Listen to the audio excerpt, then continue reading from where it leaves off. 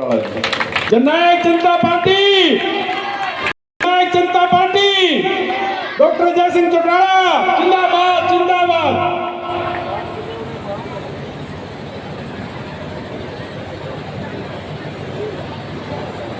बहुत ही आदर और सम्मान के योग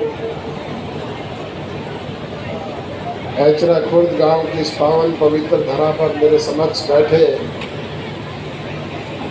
जननायक चौधरी देवीलाल की सोच पर पहरा देने वाले सम्मानित मेरे पिता तुल्य बुजुर्गों, माता और बहनों, हम उम्र नौजवान दोस्तों, कृषि प्रधान भारतवर्ष के उज्ज्वल भविष्य अजीज प्यारे पत्रकार एवं छायाकार बंधुओं,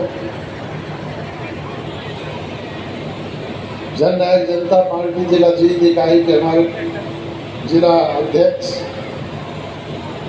सम्माननीय कृष्ण राठी जी, प्रदेश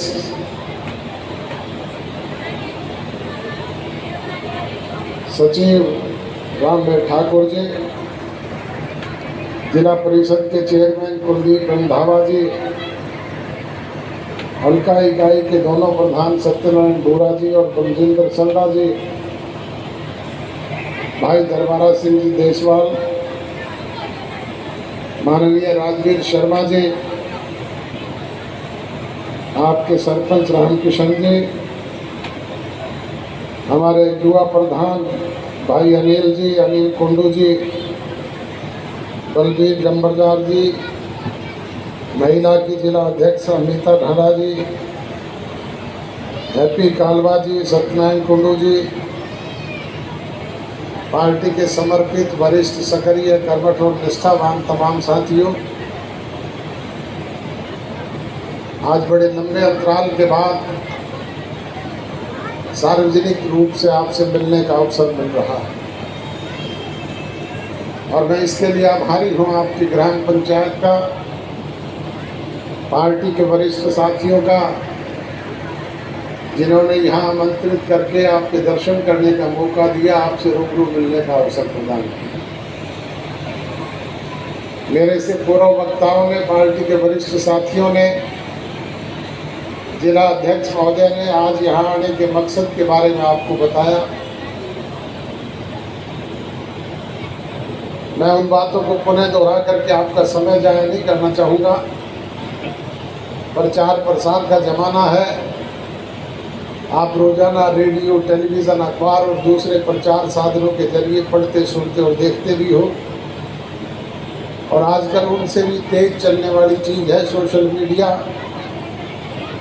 ये मोबाइल फ़ोन सभी की जेब में है, हाथ में है, इससे पल पल की जानकारी हमसे भी पहले आप तक पहुंचती। अब जो कि मिशन 2024 शुरू हो चुका है, मिशन 2024 का मतलब है कि 2024 में लोकसभा के चुनाव आने जा रहे हैं और उसकी चुनाव की तैयारी के सिलसिले में सभी राजनीतिक दल आज अपनी अपनी तरफ से प्रयास कर रहे हैं।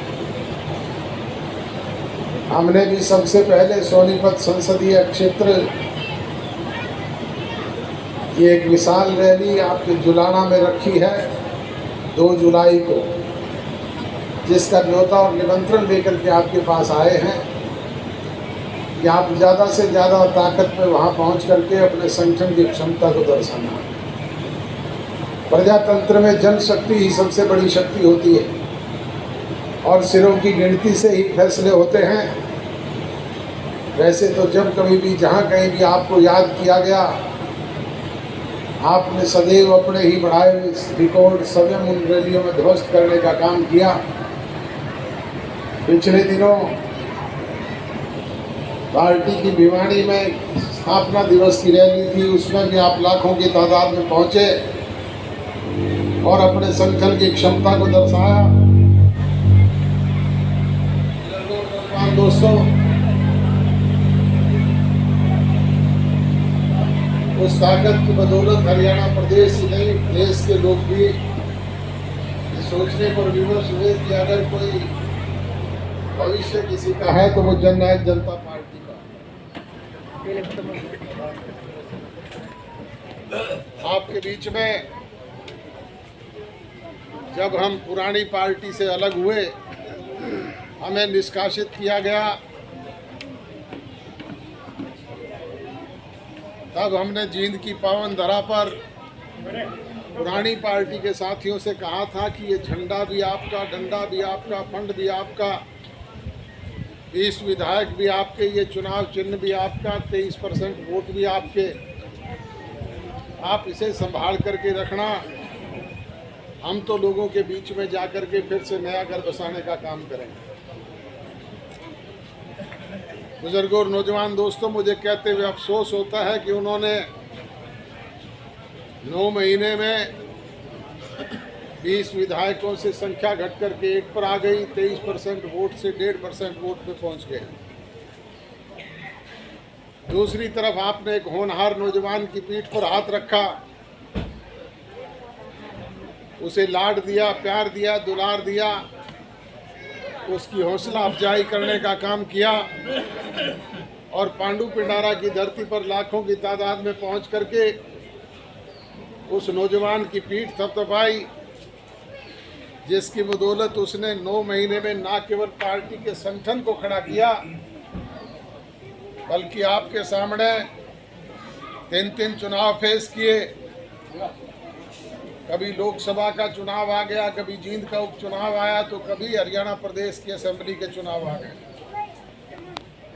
और विपरीत परिस्थितियों के बाद आपका आशीर्वाद मिला, आपका सहयोग मिला, जिसकी बदौलत 10 विधायक अपने साथ चुन करके हरियाणा प्रदेश की असेंबली में लेकर के जाने का काम किया। 10 विधायक और 17.5% वोट आपने दिए। उसी की बदौलत राजभाग में आपकी हिस्सेदारी हुई। बुजुर्गों और नौजवान दोस्तों, राजभाग में जब हिस्सेदारी हुई तो हमारे कार्यकर्ताओं के चेहरे पे लाली आई, खुशी आई। उन्होंने सोचा कि 15 साल का वनवास था वो दूर हो गया, विकास के काम होंगे, छोटी मोटी समस्याओं से हमें मुक्ति मिलेगी, बच्चों को रोजगार मिलेगा। परंतु मुझे ये कहते हुए आपके बीच में अफसोस होता है कि 3.5 साल में हम आपकी भावनाओं के अनुरूप उन कार्यों को नहीं कर पाए। उसके कारण रहे कि एक तो आप पूर्ण बहुमत की आपकी सरकार नहीं, आप सरकार में भागीदार हो, 20% आपका हिस्सा है, और दूसरा निरंतर हालात इस तरह के रहे, जैसे ही सत्ता परिवर्तन हुआ, सरकार बनी, कोरोना जैसी विश्वव्यापी महामारी आ गई। कभी पहला फेज, कभी दूसरा फेज, कभी तीसरा फेज।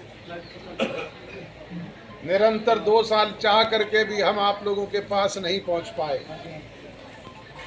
और प्रजातंत्र में जब तक जनप्रतिनिधि लोगों के बीच में जा करके ना बैठे, तब तक ना उनकी समस्याओं का पता लगता है, ना समाधान होता है। और जैसे ही थोड़ी बहुत मुक्ति उससे मिली तो प्रदेश में किसान आंदोलन चल पड़ा। किसान आंदोलन की मार भी अगर सबसे ज़्यादा किसी को पड़ी तो वो हम पर पड़ी। कानून बनाया केंद्र की सरकार ने, हरियाणा प्रदेश के सांसदों ने, और ये टोल प्लाजा पे बैठे हुए किसान भाई रोजाना कहते थे दुष्यंत चौटाला इस्तीफा दे दे, बीजेपी सरकार से अलग हो जाए। मैंने अनेक बार सार्वजनिक मंचों पे कहा, मीडिया के समक्ष कहा कि इस्तीफा किसी बात का समाधान नहीं है। इस्तीफों से समाधान होता है तो एक दुष्यंत चौटाला का नहीं, 10 के 10 विधायकों के ले जाएं और आप समाधान करवा लें। इस्तीफा तो केंद्र में सरकार में बैठी अकाली दल बादल की मंत्री हरसिमरत कौर बादल ने भी दिया था। इस्तीफा तो मेरे भाई छोटे अभय सिंह चौटाला ने भी विधायकी से दिया था। कोई मतलब हल हुआ क्या? मकसद मतलब हल होते हैं राज की ताकत से, आपसी बातचीत और सौहार्दपूर्ण माहौल से। वो बना, आपकी समस्या का समाधान भी हुआ। बुजुर्गों और नौजवान दोस्तों, आज राजभाग में आपकी हिस्सेदारी है। आपने गांव की तरफ से मांग पत्र प्रस्तुत किया। सरपंच ने जो गांव की प्रमुख मांगें आपने मेरे समक्ष रखी है। मेरे साथ पिछले गांव तक पंचायत मंत्री भी थे। उनको अचानक चंडीगढ़ से कोई समाचार आ गया, उन्हें विवश होकर के जाना पड़ा। उन्होंने मेरे से कहा कि मेरी तरफ से एचरा खुर्द के लोगों से माफ़ी मांग लेना। जब भी मौका मिलेगा मैं पुनः आकर के उनके दर्शन करने का काम करूंगा, उनसे रूबरू मिलूंगा।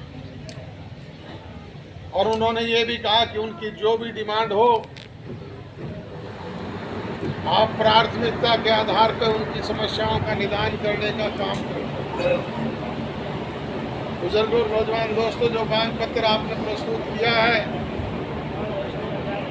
मैं आपको यकीन, विश्वास और भरोसा दिलाता हूं कि हरियाणा प्रदेश की सरकार हूबहू आपकी इन मांगों को पूरा करने का काम करेगी, आपको इनसे निजात दिलाने का काम करेगी। और जिस चौपाल में अपने बैठे हुए हैं, जिसके बारे में बार बार मेरे से पूर्व वक्ताओं ने कहा कि चौधरी देवीलाल जी ने रिपेयर करवाई थी, उसके बाद आज तक इस पे एक नया पैसा भी नहीं लगा। वीडियो साहब यहाँ पर बैठे हैं, मैं उनसे कहूँगा कि इसका नई कास्टिमेट बनवा करके सरकार के पास दिलवाएं। आपकी इस चौपाल को नई बनाने का काम भी करेंगे, इसमें ही लाइब्रेरी का सेंटर भी खोलेंगे। और इसके अलावा जो दूसरी बातें आपने कही है वो भी पूरी करने का काम करेंगे। बुजुर्गों और नौजवान दोस्तों, आगामी जो 1.5 वर्ष बचा है, 3.5 साल में जो कोई कोर कसर कमी कोताही रही है, उसको पूरा करने का काम तो हम करेंगे। और जो दूसरी राजनीतिक कोर कसर कमी कोताही रही है, उसकी भरपाई करने का काम आप करें। और उसके लिए एक सीधा सा फार्मूला है कि हर गांव में हर बूथ पे एक बूथ एजेंट, एक बूथ सखी और एक बूथ एजेंट बनाने का काम करें। और अनुभवी लोग उनके साथ लग करके एक टीम बनाएं। अगर हर बूथ पर आप इस तरह की टीम बनाने में कामयाब हो गए तो फिर मिशन 2024 दुष्यंत को कोई रोकने वाला नहीं।